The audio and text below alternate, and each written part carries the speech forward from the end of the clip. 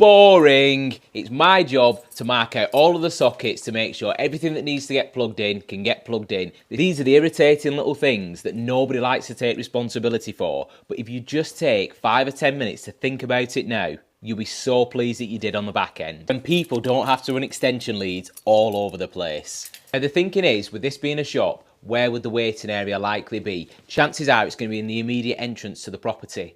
And this may sound strange, but properties themselves tend to tell you a story and tend to lend themselves to the natural layout that would make more sense. Fucking hell, that plasterboard's gonna fucking snap.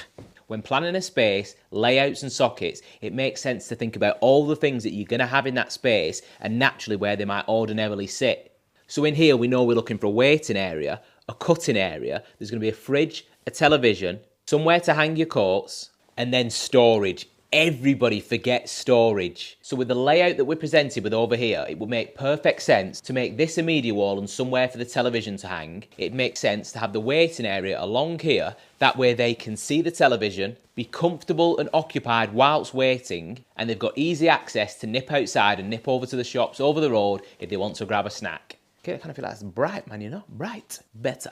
25% brightness is definitely better. And this is what I mean about a property telling you the story as to what the layout should be. Now, we already know that we want a large screen television.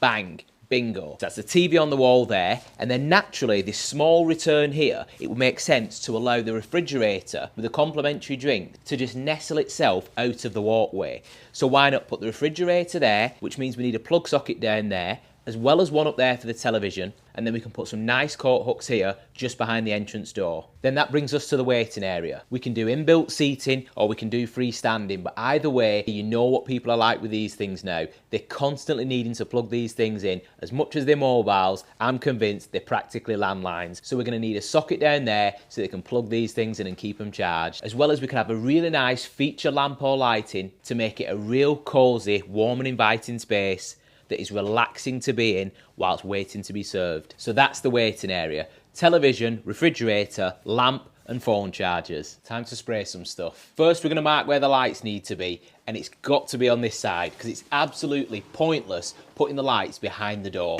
And that's a socket there for the fridge. Gotta have them nice chilled beverages. Beverage. Now for the TV, what's half of 230?